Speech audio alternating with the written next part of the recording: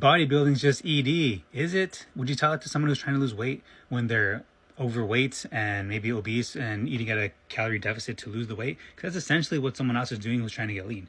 They may not be overweight, but it's the same exact principle. They're eating at a deficit to get at a leaner level to lose more body fat to achieve their goal.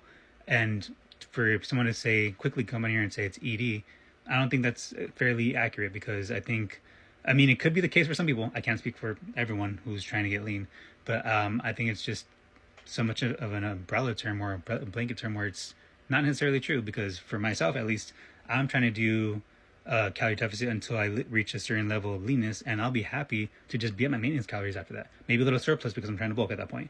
But to say that it's ED, it's not necessarily correct for everyone. It shouldn't be thrown at everybody that way.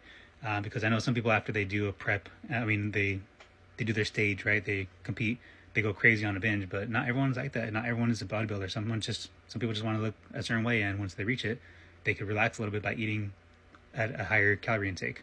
Not necessarily go nuts. Not that I won't have maybe a day of or two of celebrating because I reached my goal of not tracking my calories, but I'll just be as happy just to be able to eat at my calorie intake that I need to maintain or a little more to start slowly building that muscle. So anyone out here who's throwing ED at your face because you're at a calorie deficit and trying to get super lean and shredded, it may be true, maybe something just to reflect on, because it might be, do I have an eating disorder? But you might not. You might just be fine and dandy once you reach your goal, and then you could just go back up to your normal weight, calorie intake. Something to think about, but it's interesting to see.